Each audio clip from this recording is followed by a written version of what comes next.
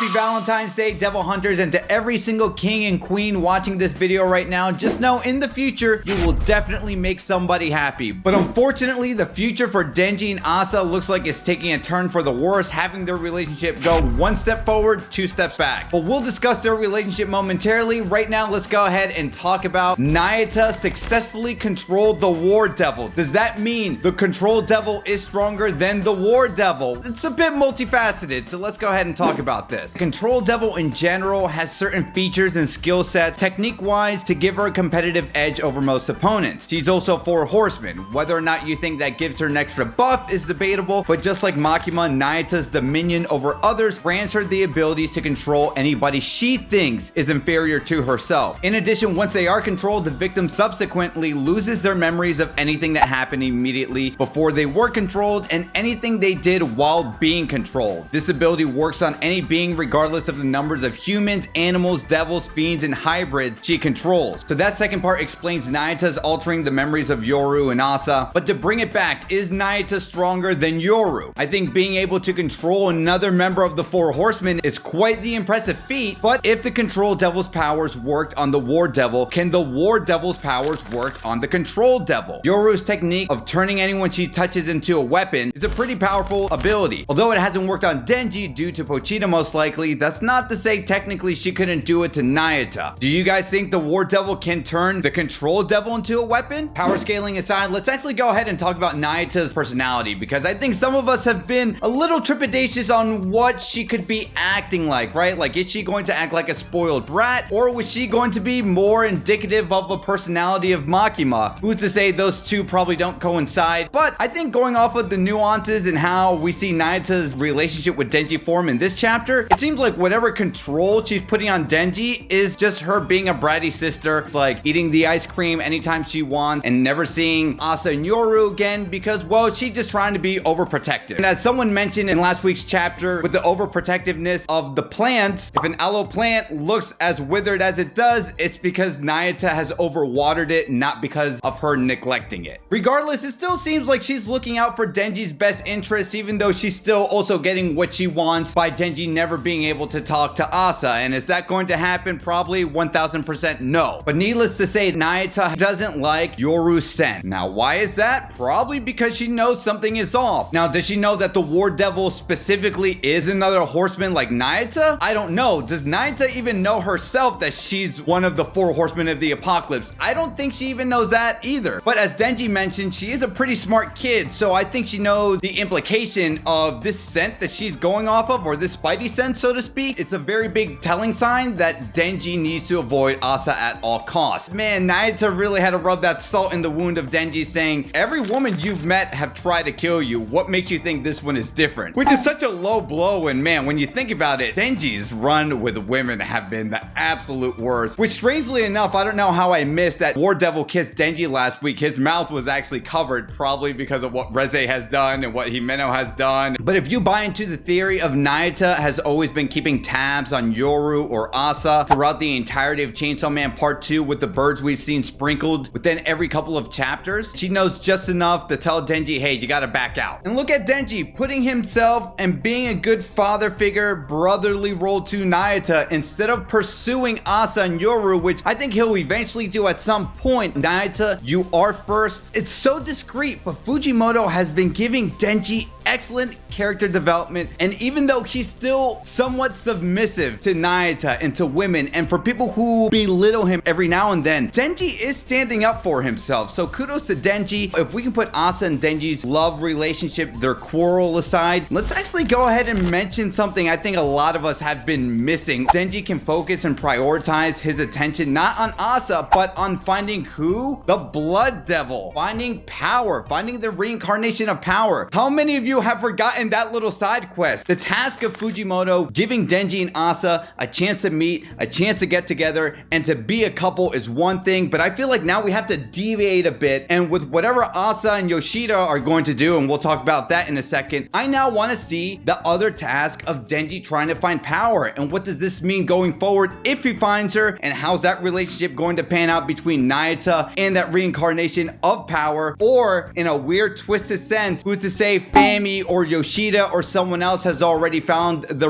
born again blood devil and is maybe keeping that card as a bargaining chip for Denji and Nayuta down the road. Have you ever thought about that possibility? Because every time Yoshida has come on board has always been in a discreet, mischievous way, and his interaction with Asa here is no different. Do you mind if we talk a bit? After Yoru and the War Devil not really knowing what happened, they just assume that Denji has stood them up, which that is definitely not the case. But because we know Yoshida is always secretly spying from a distance, probably knows where Denji and Nayuta lives. And here's the thing, if Yoshida is evil, I would think of him as the lesser of two evils between him and the War Devil, because let's be real, if Makima, the atrocious acts she committed in part 1 were pretty scalable to being a nationwide and worldwide threat at some point, who's to say the threat of the War Devil, if her powers came back 100%, hypothetically speaking, can be much more harmful to society than whatever covert ops, secret shady organization Yoshida is a part of. If anything, he just now might just pry into Asa and Yoru's brain and just really decipher what exactly he can learn between the relationship Yoru and the War Devil wants with Chainsaw Man. Now, unfortunately for Asa, it seems like she's never winning in this case as well with Denji, because she goes on a huge rant saying, hey, you know what, I never really needed a guy, you know, I felt vulnerable, the hormones were kicking in, blah, blah, blah, blah, blah. I do feel bad for Asa. I really hope she finds some happiness at the end of part 2. But until then, if you want to learn more about Nayuta and how much she's been spying on Yoru and Asa the entire time and determining whether or not Nayuta could be stronger than the War Devil, you're going to want to click on this video right here.